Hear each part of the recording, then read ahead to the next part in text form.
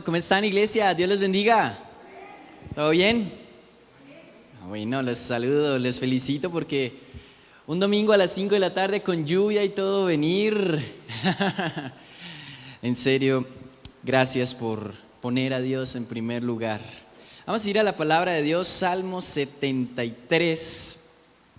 Vamos a estar estudiando acerca de lo que el Evangelio nos ha mostrado en relación a lo que es la verdadera prosperidad bíblica. Pero además de eso, como el pastor ha estado hablando acerca del Evangelio en los cultos de la mañana, hoy quiero ampliar ese mensaje del verdadero Evangelio que Jesucristo ha puesto en nuestros corazones. Padre, en tus manos hoy colocamos este mensaje y te pedimos en el nombre de Cristo Jesús, Señor, que sea un mensaje, Señor, que bendiga, Señor, a nuestras vidas. Por favor, Espíritu Santo, que seas tú a través de mí, Señor. Que seas, Señor, hablando a cada hermano, a cada hermana, Señor, a nuestros corazones, que sean buena tierra y que este mensaje nos ayude a conocerte un poco más, Señor, de lo inmenso que eres. En el nombre de Cristo Jesús. Amén y amén. Pues en el siglo más o menos de la colonización, cuando se estaban colonizando, valga la redundancia, ¿alguno se acuerda de eso? No, porque no estuvimos ahí. Pero nuestros antepasados sí tuvieron que sufrir todo lo que fue esto de la colonización, las conquistas y todo eso. Las enseñanzas de la iglesia tradicional eran muy especiales y el Evangelio era conducido siempre a mostrar al ser humano la necesidad que tienen de ser santos, de ser purificados. Sin embargo, en esta época nació una serie de enseñanzas que empezaron a transgiversar la palabra de Dios y el estudio de la teología cristiana.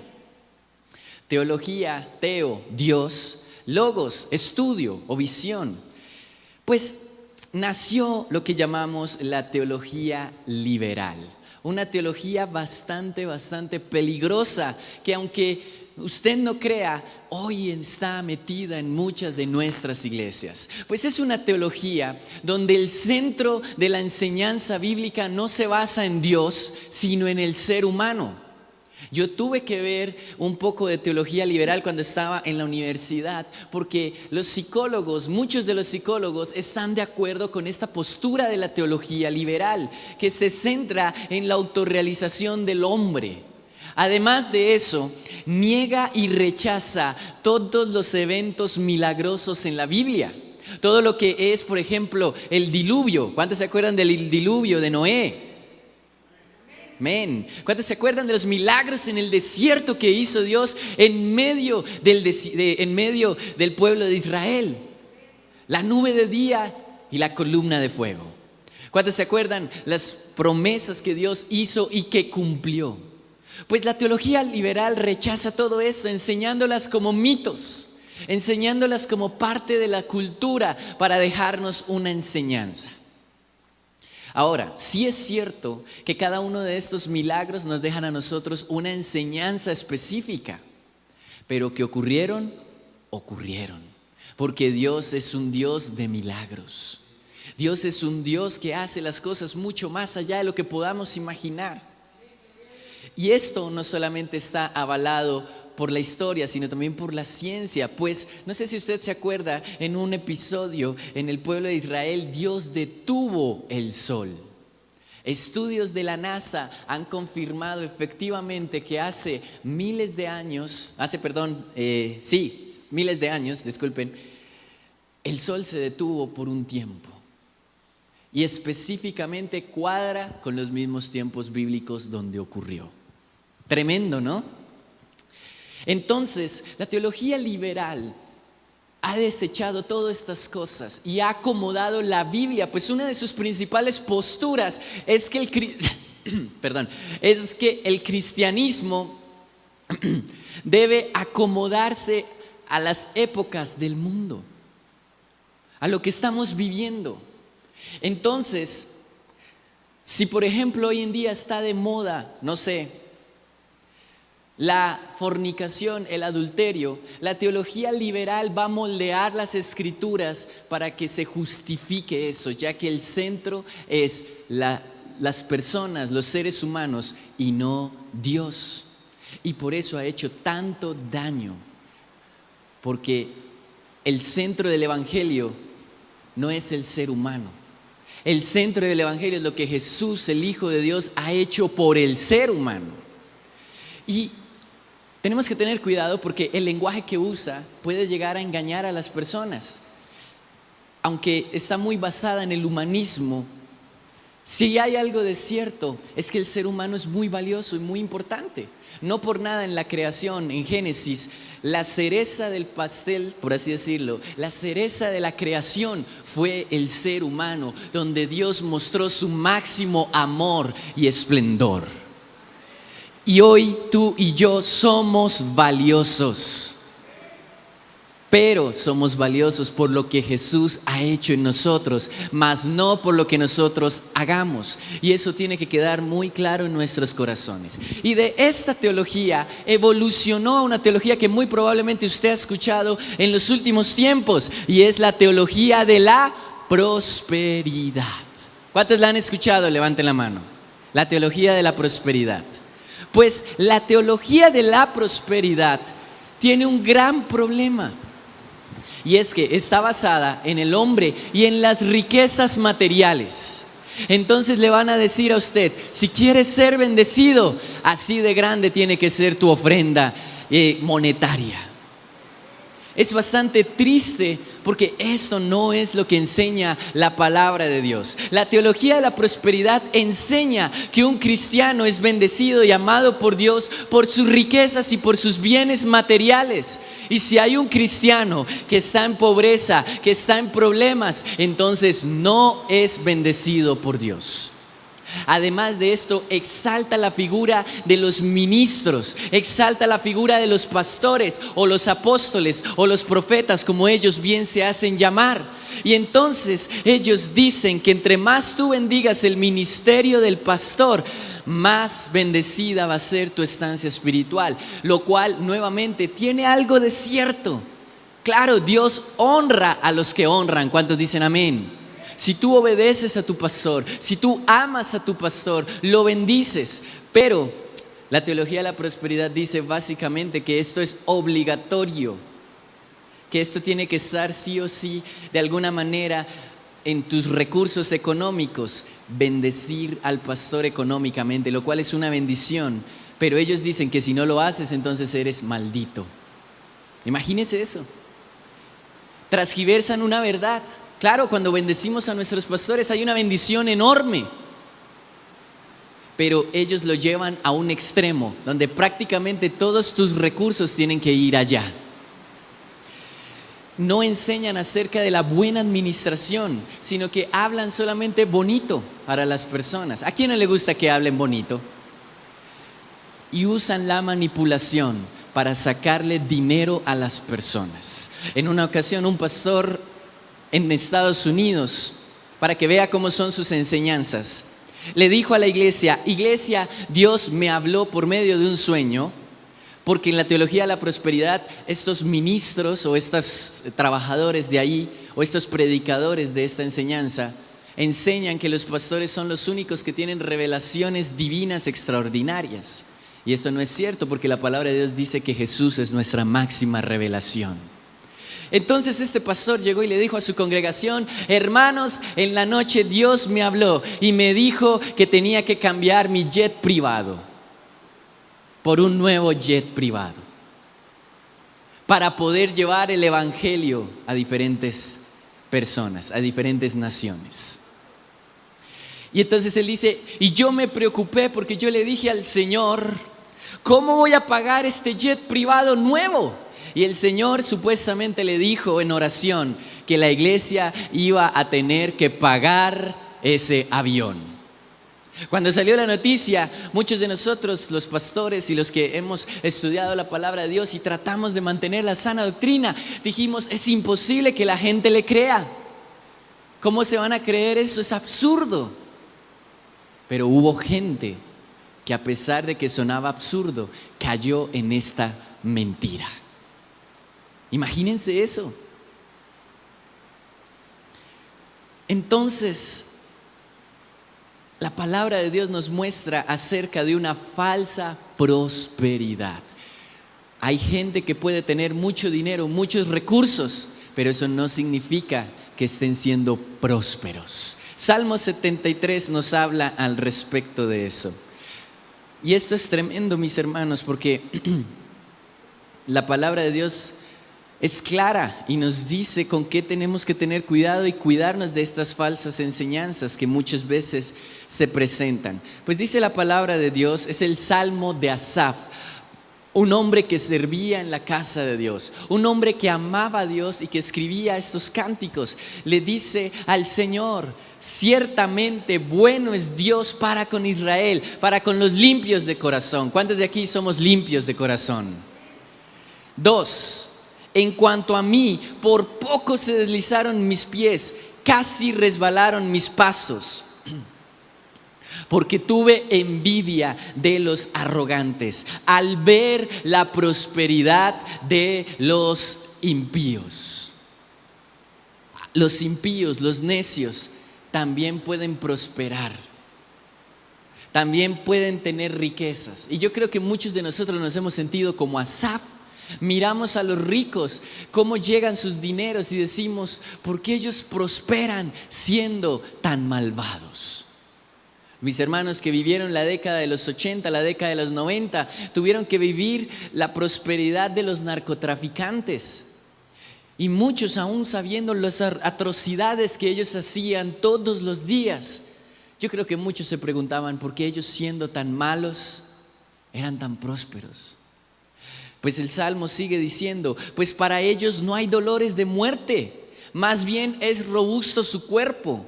5. No sufren las congojas humanas, ni son afligidos como otros hombres. Versículo 6. Por eso la soberbia los ciñe cual collar y los cubre un vestido de violencia. Y sigue diciendo la palabra de Dios al respecto de la prosperidad de estos hombres.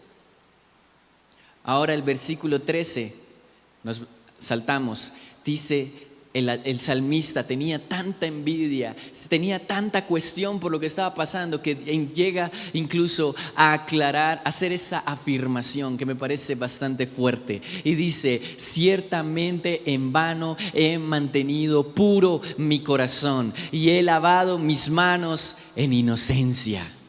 Pues he sido azotado todos los días, empezando mi castigo por las mañanas. Si yo dijera: hablaré como ellos, he aquí que traicionaría a la generación de tus hijos. Pensé para entender esto, ha sido duro trabajo ante mis ojos. La prosperidad de los malos muchas veces puede causar intriga en nuestros corazones. Muchas veces incluso pensamos y decimos: ¿por qué estas personas con malas intenciones prosperan? Yo recuerdo que cuando estaba en la universidad había en la entrada un lugarcito donde se hacían muchas personas a fumar, a tomar, a hablar de fiestas, a hablar de sexo, a hablar de todas estas cosas. Y yo pasaba y escuchaba sus conversaciones. Y yo en mi corazón decía: Señor, ¿por qué estos chicos son tan prósperos? Porque tenían plata para ir a rumbear, plata para ir a las fiestas, plata para tener novias, tenían todos los recursos. Algunas veces traían sus carros lujosos y los parqueaban. Y yo decía: Señor, ¿por qué son tan prósperos si sus corazones están desviados de ti? Y muchas veces me cuestioné en mi corazón. Y yo digo: ¿será que vale la pena seguir haciendo esto? Al ver a estos personajes tan prósperos, yo podría estar ahí, pero no, estoy como Asaf, tratando de mantenerme puro en la inocencia. Pero Asaf entendió algo, y es que a pesar de que ellos eran prósperos materialmente, sus corazones y sus espíritus eran pobres, eran miserables, y no se iban a levantar en el día del Señor. Versículo 17, dice Asaf: hasta que venido al santuario de Dios comprendí el destino final de ellos. Ciertamente los has puesto en deslizaderos y los harás caer en la decepción. Como han sido desolados de repente, se acabaron, fueron consumidos por el terror, como el despertar del sueño, Señor, al levantarte despreciarás sus apariencias.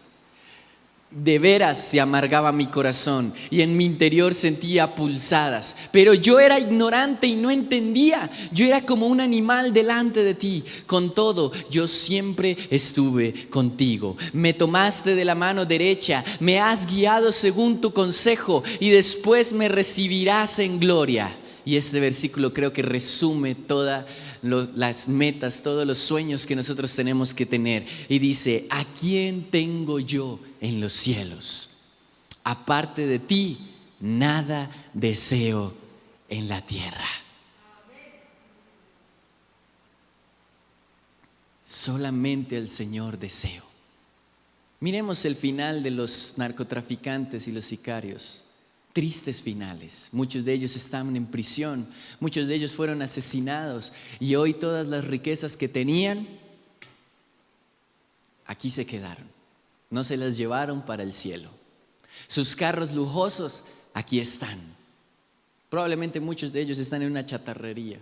Probablemente muchas de sus casas ya están destruidas. Un ejemplo de eso, el edificio Mónaco, que está totalmente destruido. Usted ya sabe a quién le pertenecía, y si no sabía, pertenecía al hermano, no mentiras, pertenecía al narcotraficante Pablo Escobar.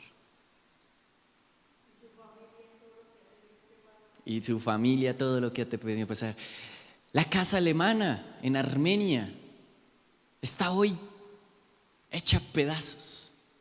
Después de haber sido una casa, una de las más lujosas de toda Colombia, perteneciente a un narcotraficante, hoy en día no es nada. Y tú la puedes ver y es un desastre. Pues este es el fin de la prosperidad del mundo. Lo material se deteriora.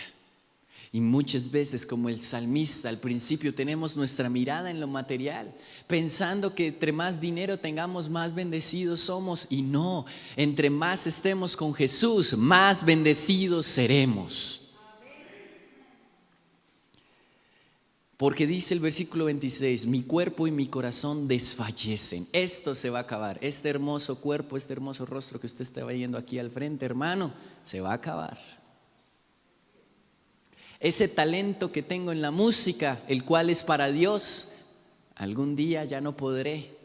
Por ahí en unos, no sé, cuando tenga unos 98 años y ya esté en mis últimas, probablemente no podré cantar igual. Pero no me siento triste por eso, porque sé que tengo un montón de años para dedicarle eso al Señor. Probablemente ni siquiera pueda predicar cuando ya sea muy anciano. O no me den las fuerzas cuando esté postrado en una cama a punto de morir. Pero no me preocupa eso, porque mientras tengo fuerza, no lo hago para ganar seguidores, para ganar fama. Lo hago para predicar el santo evangelio de Jesús. Y cuando esté en esa cama diré: habrá valido la pena servir al Señor. Versículo 27, porque he aquí los que se alejan de ti perecerán. Pues tú destruirás a todo aquel que se prostituye, que mezcla estas enseñanzas de la teología liberal y de la teología de la prosperidad que introdujimos al principio. Es una mezcla de lo santo con lo profano, es una prostitución. Pues las personas que hacen de esto no van a levantarse en el día del Señor, serán destruidas. Versículo 28. En cuanto a mí, la cercanía de Dios constituye el bien. En el Señor Dios he puesto mi refugio para contar todas tus obras. En Dios está nuestra verdadera prosperidad. Ahora, no nos vayamos a los extremos. Tampoco significa que no puedas comprar una casa, un lindo carro, o que quieras tener viajar, tener algunas joyas. Eso no es malo siempre y cuando tu corazón no esté en eso, sino en Dios.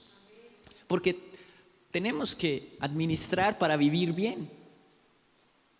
Si tú quieres tener una linda casa, lo puedes lograr, pero esa casa será para el Señor. Si tu corazón está en que esa casa será mía, pues no va a prosperar. Algo que me llamó mucho la atención cuando conocimos a unos pastores en los Estados Unidos, ellos tenían una casa hermosa. Y usted sabe que las casas en Estados Unidos son más grandes y más organizadas. Y esa pues era hermosa o sea, ya se imaginará, ¿no? Y entonces hablábamos con los pastores, ellos como buenos misioneros. Les hice la pregunta, ¿qué pasaría si Dios les dice que dejen todo esto y vayan a otro lugar donde no tengan las mismas comodidades? Porque esos pastores estaban pensando en venir aquí a Latinoamérica. Y por eso les hice la pregunta, porque yo sé que una casa de esas como las que ellos tienen aquí en Latinoamérica es muy difícil conseguirla. A lo que ellos dijeron, si el Señor manda, eso es, esta casa no es nuestra, es del Señor. Esta casa, incluso usaron una palabra en inglés que nunca se me olvida, esta casa la traducción sería una tontería. Eso no importa. Lo que nos importa a nosotros es servir a Dios. Eso impactó mi corazón. Porque aunque ellos tenían comodidades, sabían que esas comodidades se las había dado el Señor. Y estaban dispuestos a entregarlas si el Señor se las pedía. Muy parecido a lo que pasó Job. Job era un hombre próspero, perdió todo. Pero él sabía que Dios era soberano y su proveedor. Pues el Salmo 1 nos dice dónde está la verdadera prosperidad. Muchos de ustedes se lo conocen de memoria. Bienaventurado el que no anda en consejo de malos, ni se detiene en camino de pecadores, ni en silla de escarnecedores, es decir, de burlones, de chismosos, de sillas se ha sentado. Más bien, su prosperidad está en la ley del Señor, esa es su delicia, y en ella medita de día y de noche. Y como su prosperidad está en Dios, entonces serán como árboles plantados junto a corrientes de agua, que da su fruto a su tiempo y su hoja no cae. Y todo lo que hace, dígalo fuerte, todo lo que hace, esa es la bendición de Dios. Si tú hoy traes un diezmo, si tú hoy traes una ofrenda, es porque sabes que Dios te ha bendecido. Si tú traes hoy un diezmo, una ofrenda, es porque sabes que eso ha sido de parte del Señor y lo haces porque el Señor te ha prosperado. Yo recuerdo que cuando recibí mi primera mesada, recibí 10,000 pesos a la semana, 50,000 pesos, 50,000 pesos a la semana. Y yo era feliz con eso. Mi hermano fue el que me los dio. Él estaba administrando y dijo, mira, mis papás han dicho que ya estás grande para tener una mesada, así que toma 50,000 pesitos a la semana o al mes, no me acuerdo ya. Y yo estaba feliz y yo, me voy a comprar dulces, me voy a comprar comida. Lo primero que pensé, me voy a comprar videojuegos, bueno, etcétera, etcétera. Salió mi hermano, volvió porque se le olvidó decirme algo muy importante que nunca voy a olvidar. Me abrió la puerta y me dijo, no se le olvide el diezmo. Yo en ese momento quedé decepcionado porque yo dije, son 50,000 pesitos. Dios, ¿por qué va a querer 5,000 de mí? Cuando hay hermanos en la iglesia que ofrecen cientos, millones, bueno, qué sé yo, solo Dios sabe eso. Y dije, Dios, ¿a ti para qué te van a servir 5,000 pesos? Y entonces hice caso, aunque me costó. Yo me acuerdo mi sobre todo feíto, todo maltratado, además que yo tenía una letra horrible, hermano, entonces ahí ponía mi nombre, Esteban Quintero, 5,000 pesos. Y los depositaba. Pero me empecé a sentir bien al hacerlo. Yo dije, wow, me siento que estoy contribuyendo a una causa superior. Una vez un misionero entonces nos visitó aquí a la iglesia, un pastor muy querido, y le estábamos ayudando para llevar algunas ayudas a La Guajira. Y cuando se iba a ir, yo estaba ahí con él y me acuerdo que él ya se iba a ir, dijo, bueno, pastor, me voy porque ya tengo que ir al aeropuerto, a la terminal de buses, y allá me van a recoger. Y entonces el misionero salió, se devolvió y dijo, ay, pastor, ¿me podría colaborar con lo del bus? Porque no tengo, tengo lo de la flota y tengo lo de las comidas y todo, pero no tengo del bus de aquí para la terminal de transportes. Y me miró, y yo dije, si usted no tiene plata, menos yo. Y entonces bajaron los encargados de administrar los dineros en la iglesia y dijeron, mire, aquí hay 5,000 pesitos. Me acordé, probablemente esos eran los 5,000 pesitos que yo había dado. Dios me dio una lección ese día. Así fuera poco, ese poco ayudó a bendecir a un hombre que iba a ir a La Guajira a bendecir a miles de personas. Entonces empezó a ser mucho fácil. Cuando empecé a ganar más dinero, entonces era más fácil para mí dar mi diezmo y mi ofrenda, porque sabía que se contribuía a la obra del Señor. Así que empecé con amor a dar ese diezmo. Y desde ese entonces no ha pasado ni un solo mes en que no haya podido dar un diezmo, una ofrenda. Si usted tiene dudas, puede ir a preguntar. Y ahí mi registro está, que Esteban siempre, todos los meses, no falta su diezmo y su ofrenda. Porque he aprendido que yo doy porque Dios me ha bendecido. Y le dije al Señor esta oración: cuando tú me das cientos es para bendecir a cientos, cuando me das miles es para bendecir a miles, y si me das millones es para bendecir a millones en el nombre de Jesús. Y mi hermano, desde ese entonces nunca me ha faltado nada. No me ha faltado ni para los transportes, ni para la comida, ni para la ropa. Yo a veces le digo al Señor: Dios, necesito esto. Y en cuestión de semanas el Señor lo provee. A veces le digo: Señor, quisiera viajar a tal lugar, y el Señor en cuestión de semanas lo proporciona. A veces le digo: Señor, me estoy quedando corto de dinero, ya di mi diezmo, mi ofrenda, pero Señor, me estoy quedando un poquito corto de dinero. Llega un familiar, un amigo, un hermano de la iglesia: pastor, tome, esto es para usted. Y es mucho más allá de lo que yo imagino y pido. Porque cuando tú y yo tenemos a Dios en primer lugar, entonces somos prosperados todo el tiempo. Dios nos da siempre lo necesario. Dios nos da siempre lo que podemos administrar. Así que si tú quieres ser hoy bendecido, quieres ser prosperado, aprende a administrar lo que Dios te ha dado. Si quieres cada día tener más, entonces empieza a administrar lo poco que Dios te ha dado, porque este es un principio en la Biblia. El que aprende a administrar lo que Dios le ha dado, después el Señor le da más. ¿Dónde dice eso en la Biblia? En las parábolas.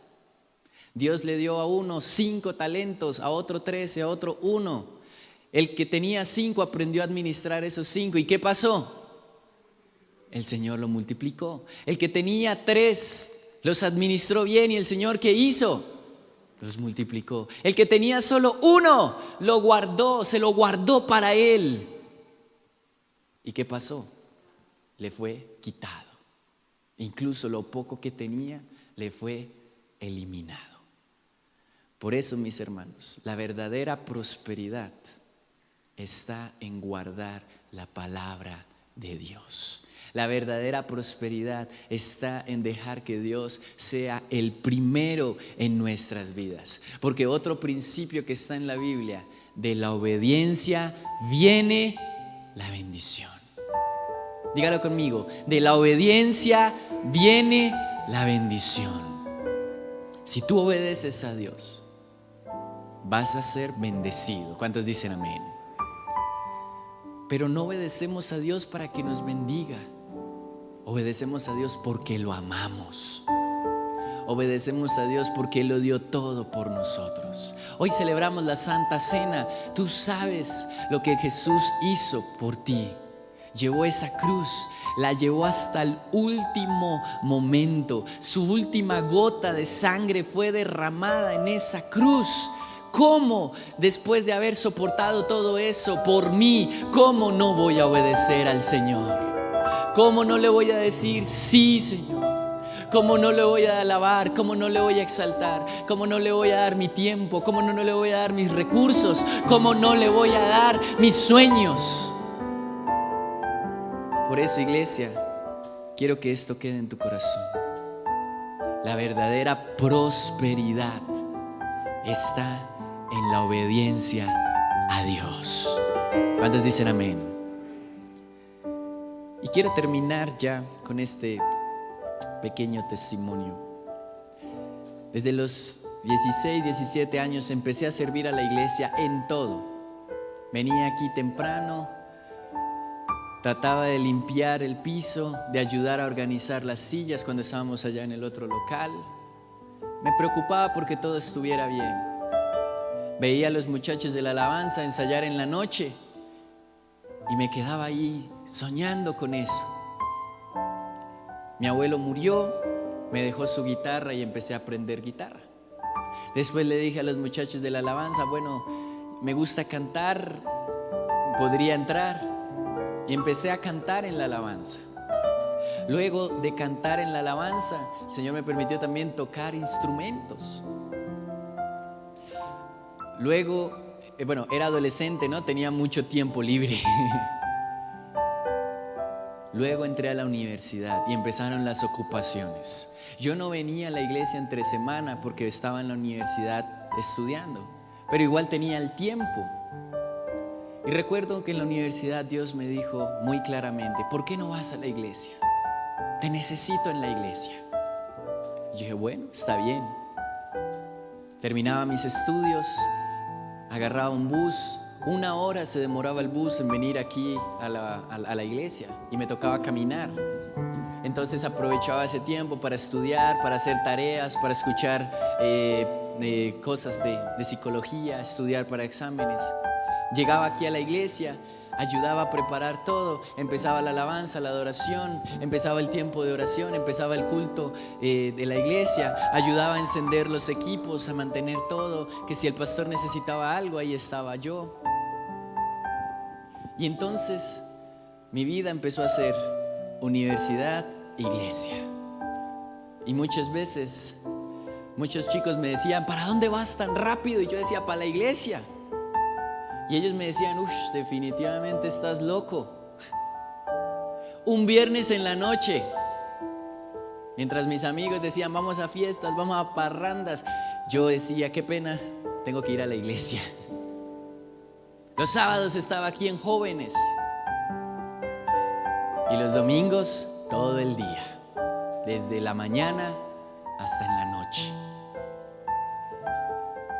No sé cómo me alcanzaba el tiempo para responder en la universidad, para responder en la iglesia, y también cometí la locura de entrar al mismo tiempo al instituto bíblico. No sé cómo me alcanzaba el tiempo a veces. Pero el año pasado que terminé el instituto y terminé la universidad, miré hacia atrás y dije, he sido prosperado, he sido bendecido, porque he aprendido a poner a Dios en primer lugar. Y esa es mi oración.